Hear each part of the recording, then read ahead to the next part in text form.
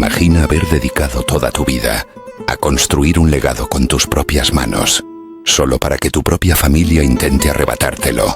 Esta es la historia de Antonio Ramírez, un hombre que lo perdió todo cuando su hijo lo traicionó para quitarle su libertad y su fortuna. Una historia conmovedora sobre la traición, la resiliencia y cómo un amor inesperado puede devolverle el color a una vida que se había vuelto gris. Si te gustan las historias con alma, que dejan huella, suscríbete al canal para no perderte las próximas publicaciones.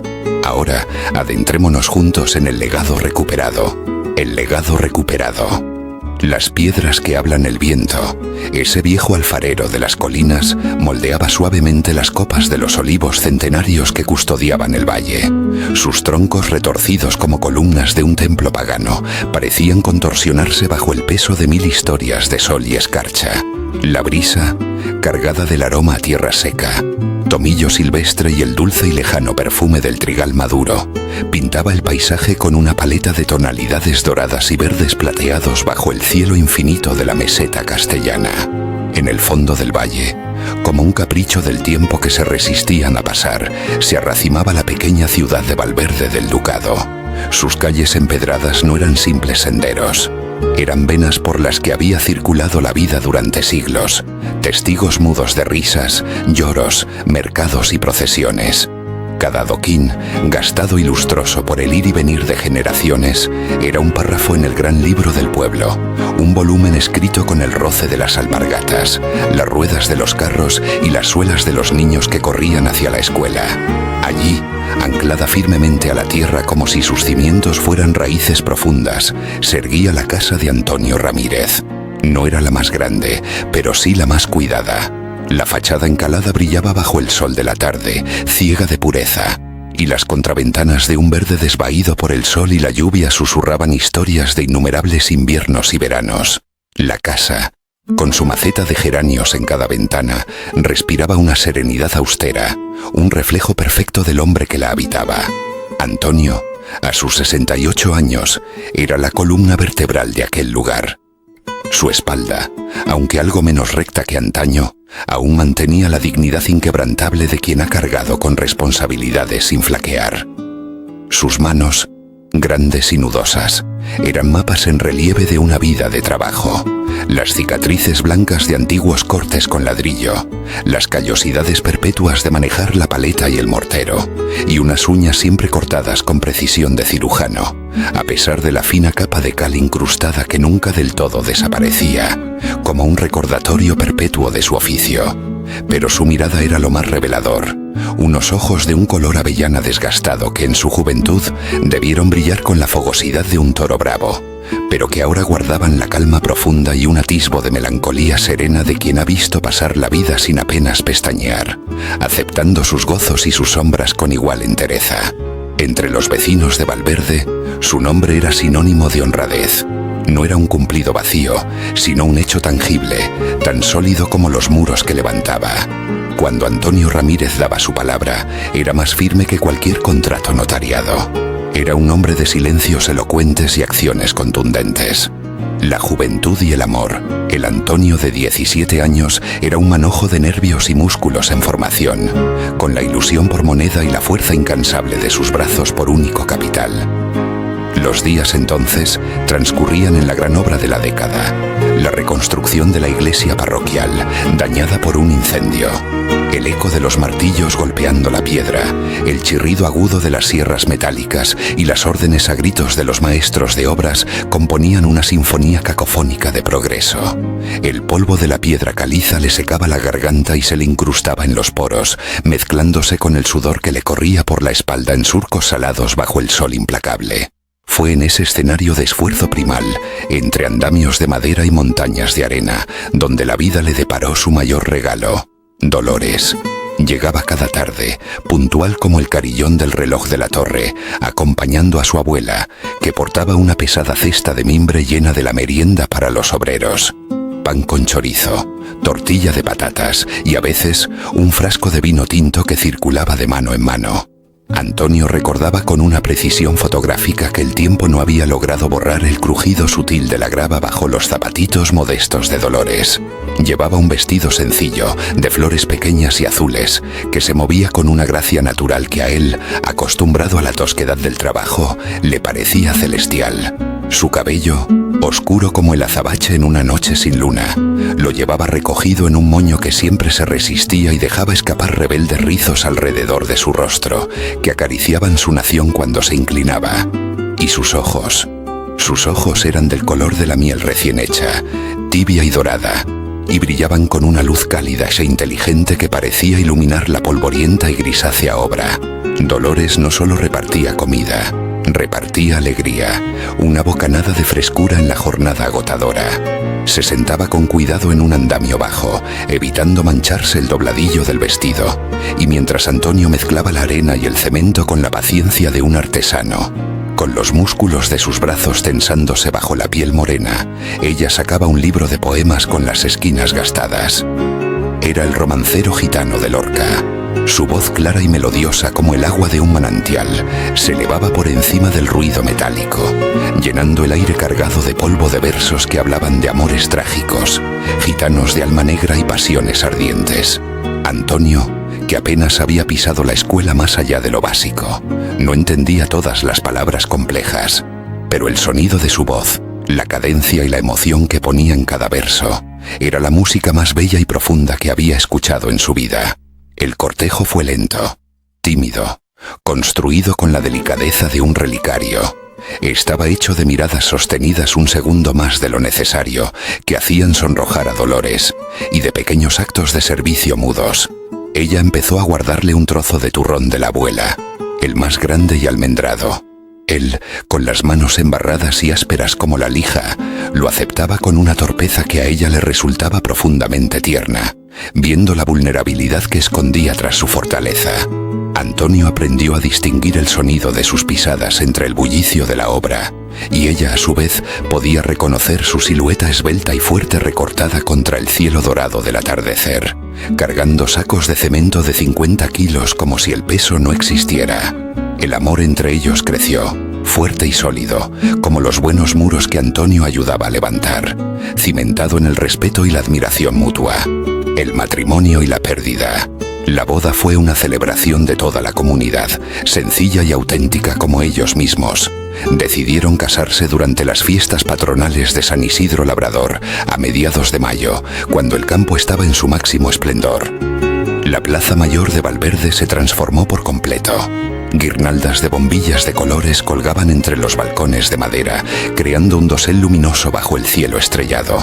Las mesas, arrimadas unas a otras hasta formar una gran U, rebosaban de platos comunales que habían traído todas las familias. Grandes fuentes de migas con chorizo y uvas, ollas humeantes de garbanzos con espinacas y bacalao, y el aroma embriagador de un arroz con conejo que había cocinado la madre de Antonio en una paellera gigante. La banda municipal, con sus metales desafinados pero llenos de corazón, tocaba pasodobles y sevillanas que hacían vibrar los adoquines.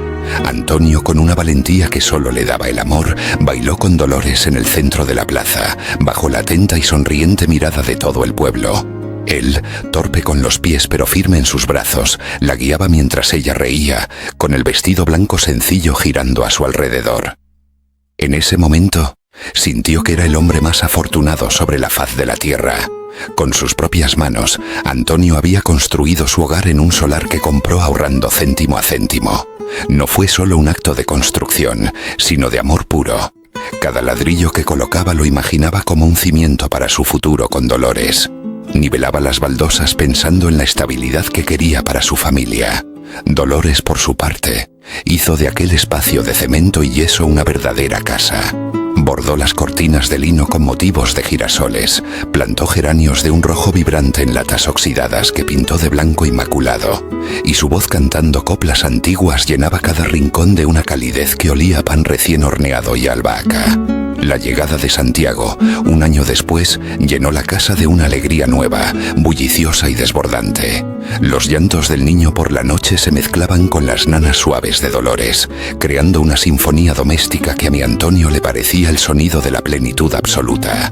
Llegaba cansado de la obra, con el cuerpo dolorido, pero al traspasar la puerta y oír las risas, el cansancio se desvanecía como por arte de magia. La felicidad era tan palpable que creía poder tocarla con la punta de los dedos. Hasta que la sombra llegó, silenciosa e imparable.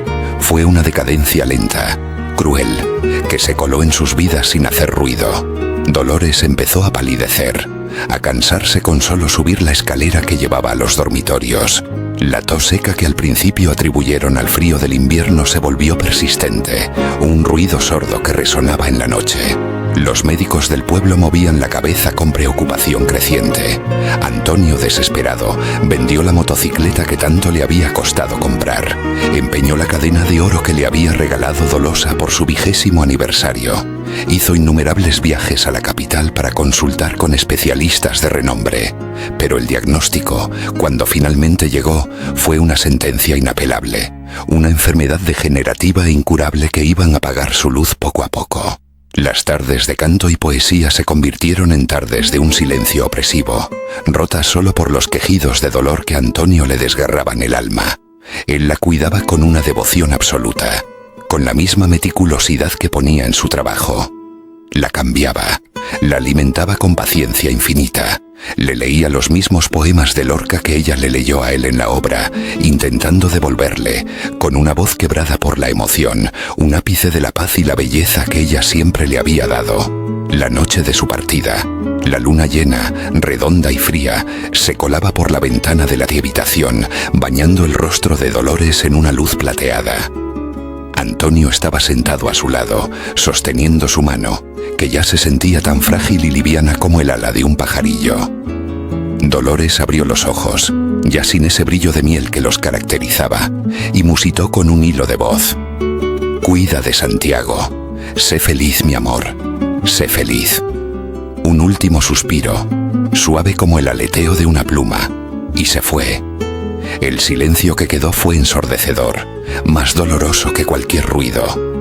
El mundo para Antonio perdió de repente todo su color, sumiéndose en un gris perpetuo. Se quedó mirando la luna impasible, con un vacío en el pecho tan grande y oscuro que pensó que se lo tragaría entero. Esa noche, bajo la tenue luz de una vela, le hizo una promesa a su fotografía sobre la mesilla. «Nunca le faltará nada, Lola. Te lo juro por lo más sagrado, la resiliencia». El dolor no se fue con el tiempo. Antonio simplemente aprendió a convivir con él, a llevarlo como una pesada mochila de plomo que nunca se quitaba, ni siquiera para dormir. Se sumergió en el trabajo con una ferocidad que rayaba en lo obsesivo, como si el agotamiento físico pudiera anestesiar el dolor del alma. Cada pared que levantaba, cada tejado que reparaba, era un ladrillo más en el muro alto y grueso que construía alrededor de su corazón herido.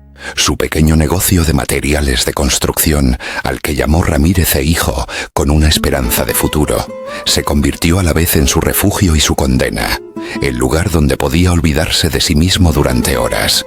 Las noches en la casa, ahora demasiado grande y silenciosa, eran largas y frías.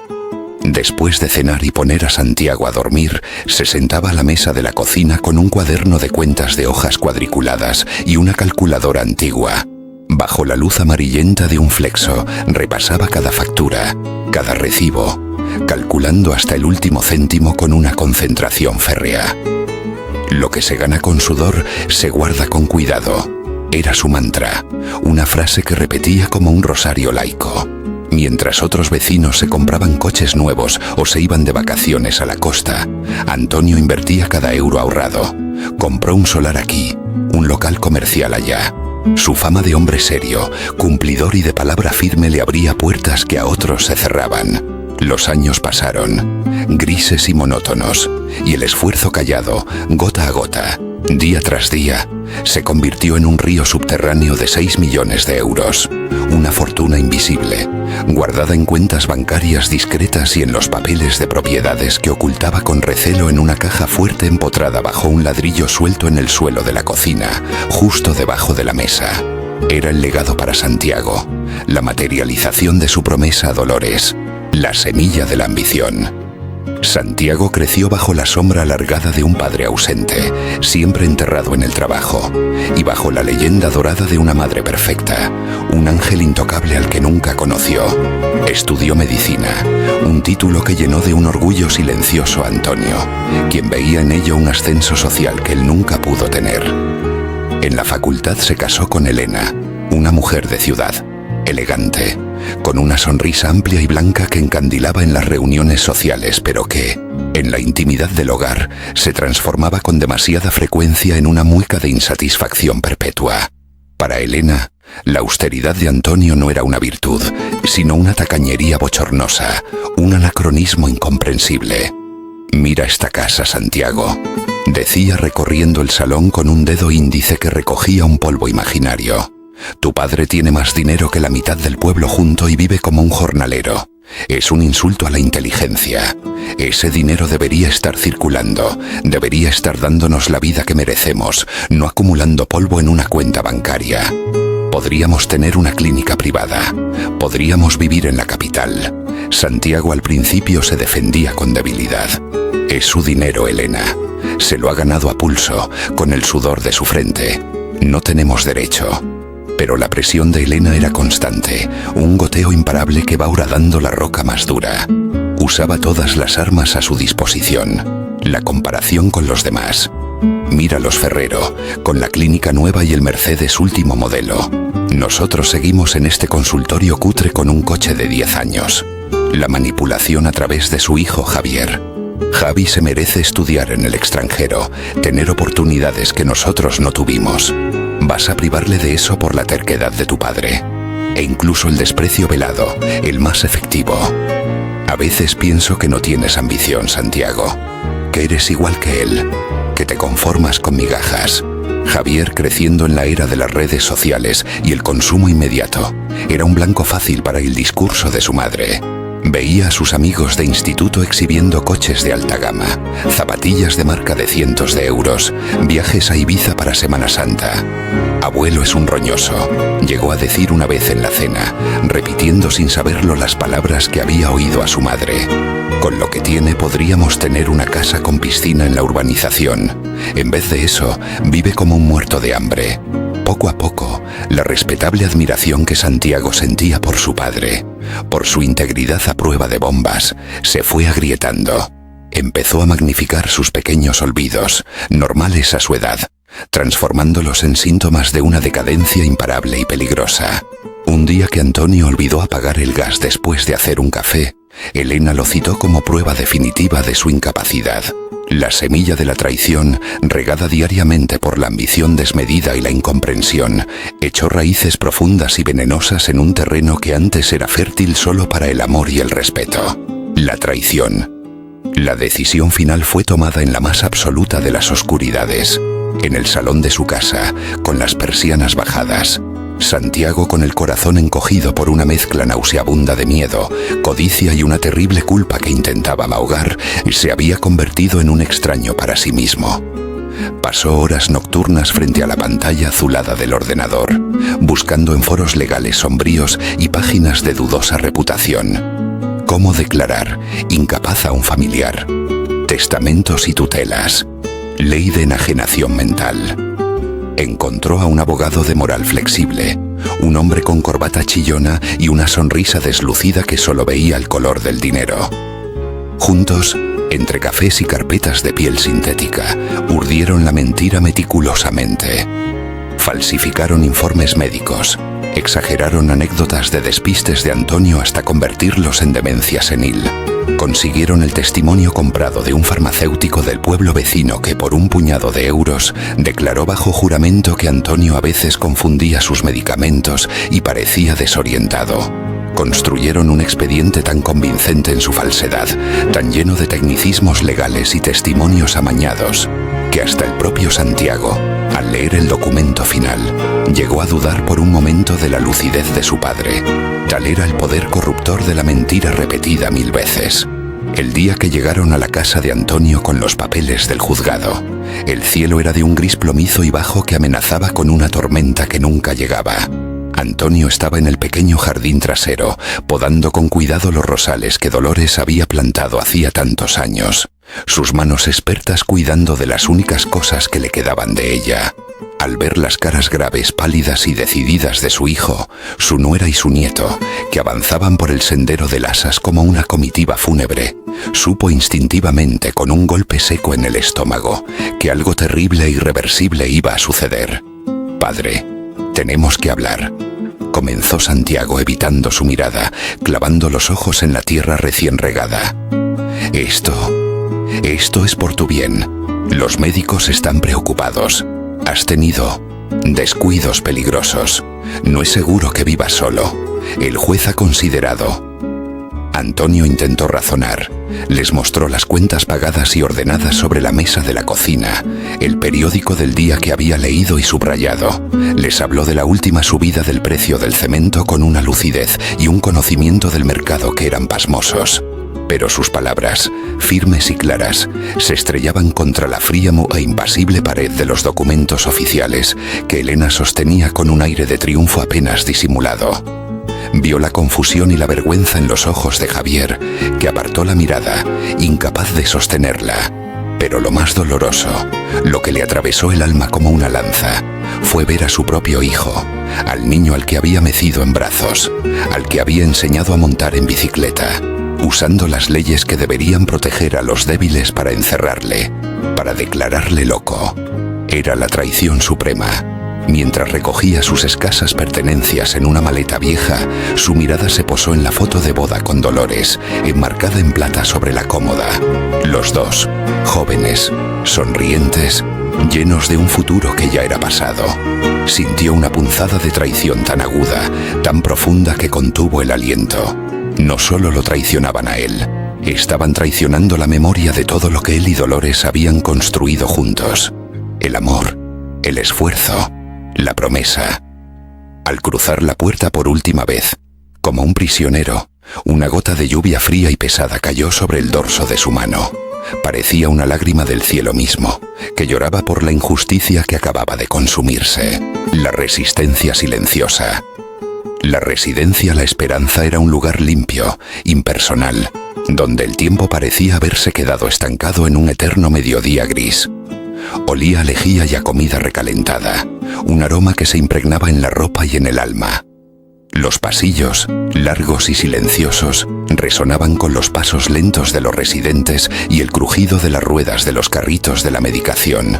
Antonio Ramírez, el albañil que había levantado media ciudad, se convirtió en un fantasma en aquel laberinto de puertas numeradas.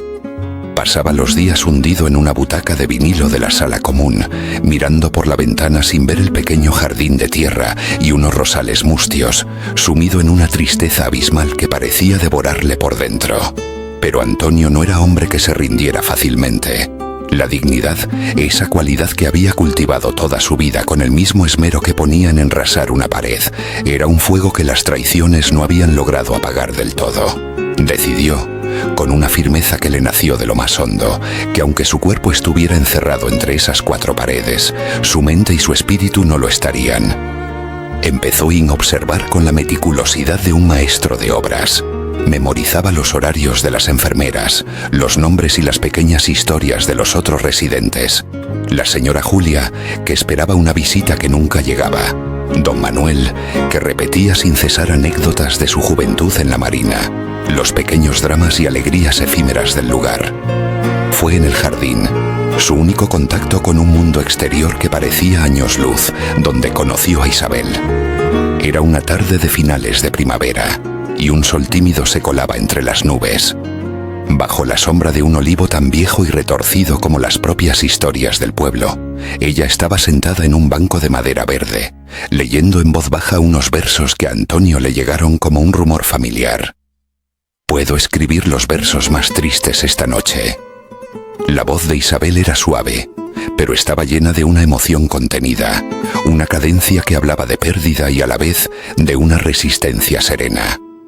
Esa voz atrajo a Antonio como un imán, rompiendo el caparazón de su silencio. «Disculpe», dijo él con la voz ronca por el desuso, que sonó como un crujido de piedras. «Me gusta cómo lee. Esa poesía me recuerda a alguien». Ella alzó la vista. Sus ojos verdes, de una claridad sorprendente que contrastaba con las nieblas de la residencia, lo examinaron sin prisa, sin lástima, con una curiosidad genuina. Una sonrisa leve se dibujó en sus labios. «Gracias. Neruda siempre es un buen compañero para las tardes lentas. Soy Isabel. Siéntese si quiere. Hay sitio para dos almas con historias que contar en este banco». Así comenzó una amistad que se convertiría en su salvavidas. Isabel había sido maestra de literatura en un instituto de Ourense durante 40 años. Le hablaba de libros, de la historia de Galicia, de la resistencia del espíritu humano, que era como la de los castaños centenarios de la Ribeira Sacra, doblados por el viento pero con raíces imposibles de arrancar. Le contó cómo había perdido a su marido, Xoán, también de una enfermedad larga y cruel, y cómo las palabras de los poetas, la música de las cantigas, la habían mantenido a flote cuando la corriente quería arrastrarla. A cambio, Antonio le hablaba de Dolores, no con la pena paralizante de antes, sino con un amor reverencial. Le hablaba de cómo había construido su vida literalmente con sus manos, del olor del cemento fresco mezclado con la voz de ella recitando Lorca, del dolor desgarrador de la traición de Santiago. Isabel no le daba lástima, le daba fuerza, le devolvía su propia imagen de hombre íntegro. «Nadie puede robarte quién eres, Antonio», le dijo una tarde tomándole la mano con una firmeza inesperada. Esas manos construyeron una vida. Esa mente, honrada y clara, gestionó una fortuna. Eso no lo borra ningún papel falso ni la avaricia de nadie. Tú eres más fuerte que estas cuatro paredes. Fue Isabel quien, en un atardecer especialmente bello, cuando el cielo se teñía de naranja y rosa, sacó un pequeño radiotransistor de pilas y sintonizó una emisora donde sonaba un bolero antiguo. «Bailamos», dijo, con una sonrisa que borró de repente décadas de su rostro, mostrando a la joven llena de vida que aún habitaba en ella. Y allí, entre los macizos de flores mustias y el olivo centinela, con Antonio torpe por los años y la emoción, pero decidido como el primer día que bailó con Dolores, dieron unas vueltas lentas, meciéndose al compás de la música. Por primera vez desde que cruzó la puerta de aquel lugar, Antonio sintió que algo se deshelaba dentro de su pecho. No era solo compañía, era la posibilidad de volver a sentir, de que la vida contra todo pronóstico podía tener una segunda primavera. La estrategia. Con el ánimo renovado por la amistad de Isabel, Antonio inició su contraofensiva en silencio, con la misma paciencia con la que esperan a que frague el hormigón. Empezó a ayudar a otros residentes a leer las cartas que les enviaban sus familias, a descifrar la letra pequeña de los prospectos de las medicinas, a calcular sus pequeñas pensiones con una precisión milimétrica. Mostraba una lucidez y una empatía que no pasaron desapercibidas para Clara, una joven enfermera de corazón bondadoso y mirada inteligente, que veía en don Antonio a un abuelo, no a un paciente. «Don Antonio, usted está más lúcido que yo para los números», le comentó un día con una sonrisa admirativa, mientras él le explicaba con paciencia un problema con el recibo de la luz que tenía el señor Manuel. «Es una pena que esté aquí. Debería estar disfrutando de su vida». Antonio la miró a los ojos, y en esa mirada Clara vio una profundidad de dolor y una chispa de lucha que la conmovió hasta lo más hondo.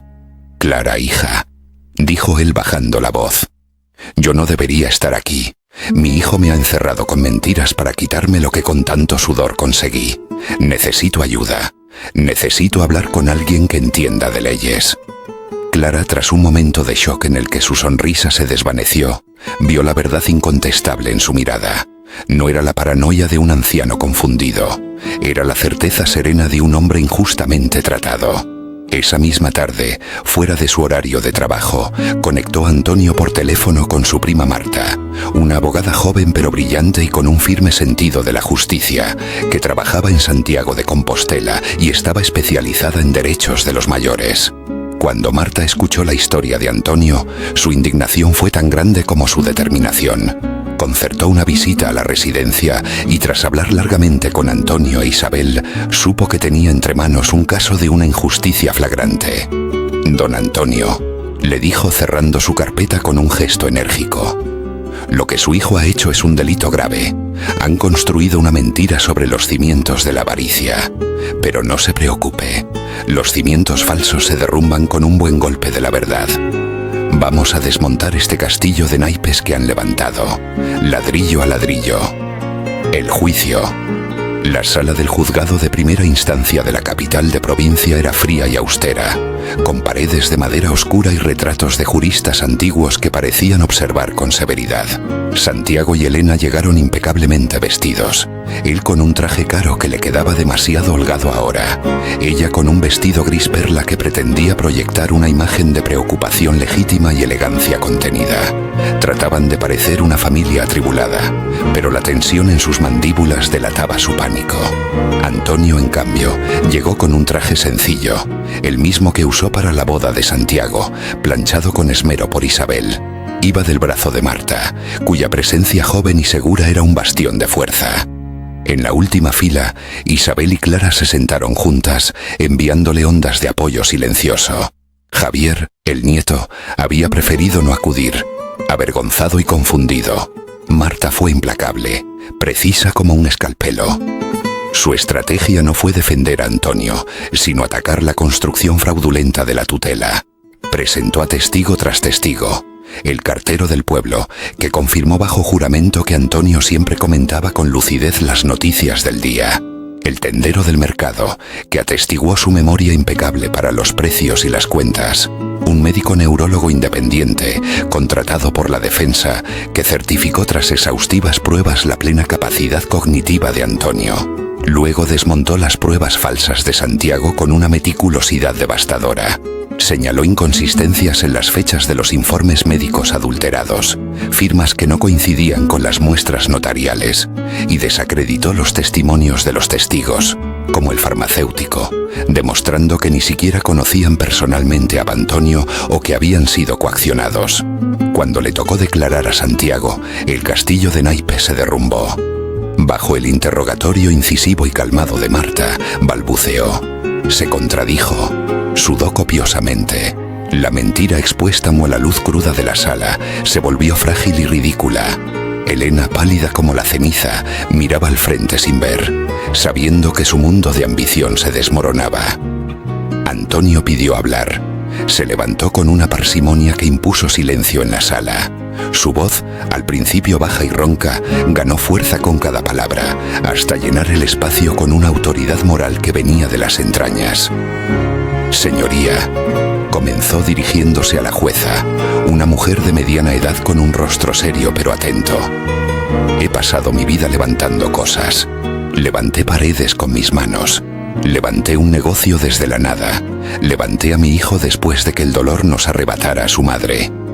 Lo único que no sabía levantar era una defensa contra mi propia sangre. No he venido hoy aquí por el dinero. El dinero se gana y se pierde. He venido por mi nombre, por mi libertad, por el derecho a envejecer con la dignidad que me he ganado con el sudor de cada día. Lo que duele no es el encierro en la residencia, sino haber perdido en el camino al hijo al que le enseñé que lo único que vale la pena construir en esta vida es una reputación de hombre honesto. Eso es lo que hoy no tiene precio». El silencio que siguió a sus palabras fue absoluto, cargado de una emoción que constreñía los corazones. La jueza, visiblemente conmovida pero profesional, falló en cuestión de minutos. Anuló la tutela por falsedad en los hechos que la motivaron, restauró todos los derechos civiles y patrimoniales de Antonio, y lo que era más importante, abrió una investigación penal contra Santiago y su abogado por prevaricación, falsedad documental y coacciones. El renacimiento. Antonio no quiso volver a la casa grande de Valverde del Ducado, llena de fantasmas dulces y amargos. La vendió y con Isabel firmemente a su lado, emprendió un viaje de descubrimiento no solo de Galicia, sino de sí mismos. Su primer destino fue, cargado de simbolismo, Santiago de Compostela.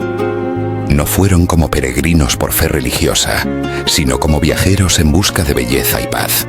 Recorrieron las plazas medievales empedradas, el majestuoso hostal de los Reyes Católicos, y se perdieron por el mercado de abastos, donde Antonio olisqueó con deleite el aroma a pescado fresco, marisco y las hierbas de los puestos.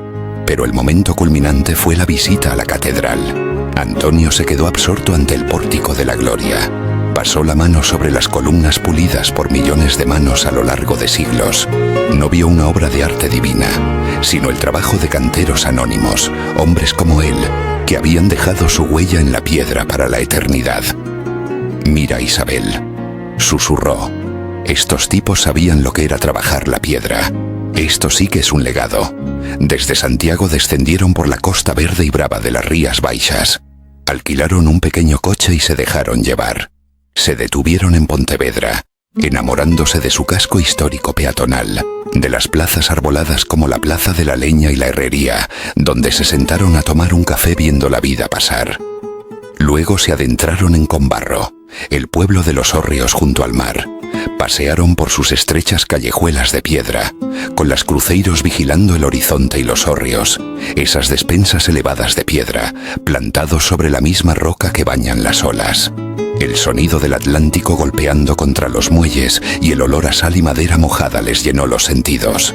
Sintieron la fuerza ancestral de una tierra que se abre al océano. Finalmente, casi por casualidad, encontraron su refugio definitivo.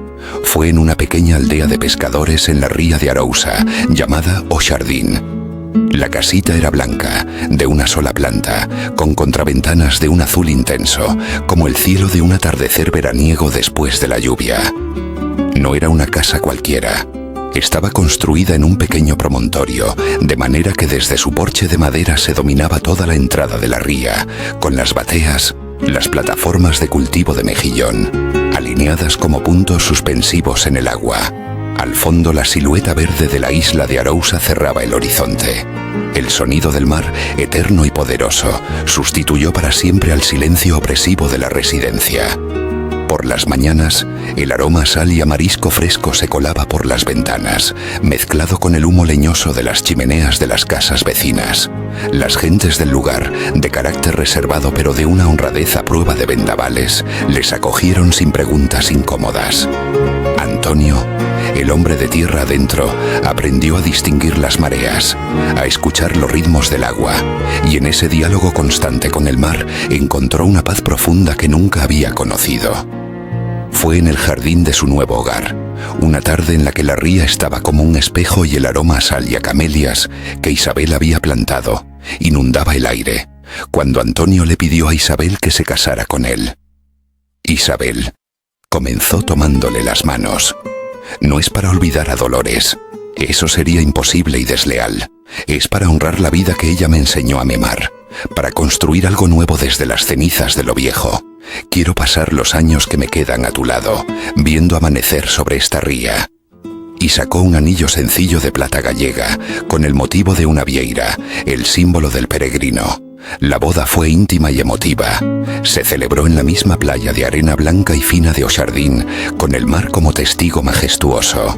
Asistieron Marta, la abogada, y Clara, la enfermera, convertidas ya en parte de la familia.